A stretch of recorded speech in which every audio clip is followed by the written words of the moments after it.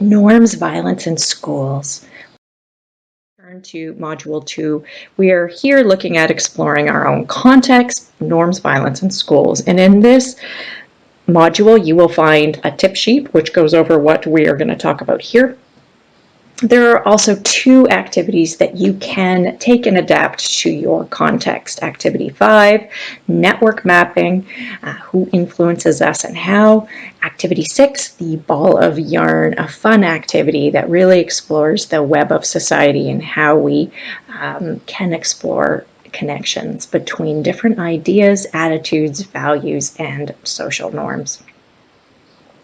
Okay, so how are social and gender norms related to violence? Well, norms themselves are neutral. They are neither good nor bad. They're neither destructive or constructive, but they are the unwritten rules about how we behave. And as such, they can both support violence or prevent violence.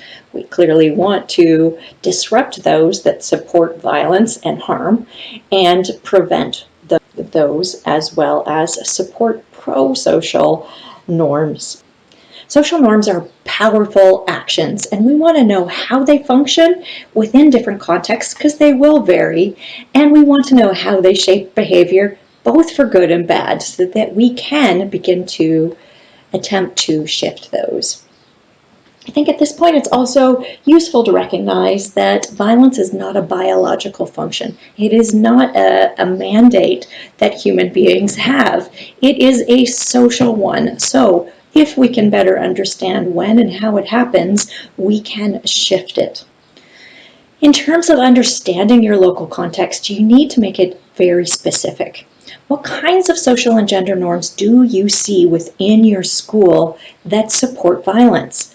Really try to understand what violence is, try and understand the really minimal kinds of violence through to the more severe kinds of violence, and see which ones you think are most malleable.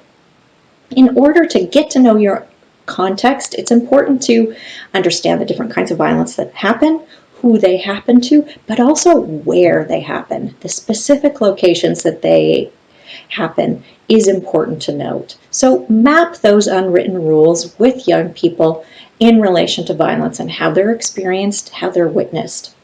Talk to those whose opinion counts. So make sure you're talking to everyone about their experience of witnessing or feeling violence. When looking at it, also consider those sanctions and rewards that keep those in place. Map the kinds of social and gender norms that exist, how they relate to behavior, but also how you might start to prevent and promote anti-violence. This is the place to really start to shift norms, is to understand how they interact with a particular context and with the particular group of people that are in a given context. So where and with whom can we create change? It's useful to turn back to a version of Benner's socio-ecological model, which really starts with the child in the middle and has concentric rings with different perspectives and interactions. We're using this one from the International Institute of Child Rights and Development that keeps the individual in the center, with the family on the outside, the school beyond that, the community beyond that, but also takes into account the socio-political and cultural factors that also influence a child at the center. And using this model, we can also bring in children's rights of socioeconomic, cultural, civil, and political rights, as well as core kinds of rights of participation, protection, survival, and development, as well as the principles behind rights of non-discrimination, the best interests of the child, life, survival, and development, and participation. And with this model, we can then start to understand how the different layers interact, and making one shift or change with the individual child in the center, how that interrelates with the family, the community, in this case the school. It's probably where you want to put most of your focus, and explore how there is an interrelation between these areas, but also keeping in mind the socio-political and cultural factors that are supporting violence, and ways that you might make small shifts to try and change that. How do we drive change? Well, with this model, looking at that peer-to-peer space right in the center of young person to young person, child to child, that is an incredibly powerful space to actually make change. So keep that in mind.